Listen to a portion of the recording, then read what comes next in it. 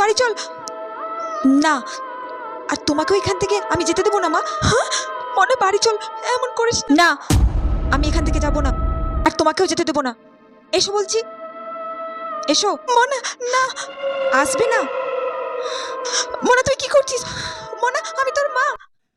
মনা, মেয়েটার ভিতর কি ভূত ঢুকেছে নাকি?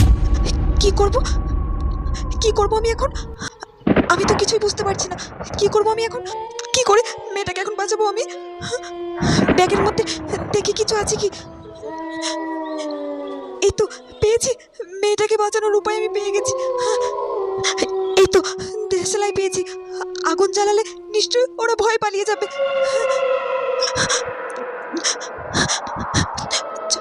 চলে যাও বলছি এখান থেকে।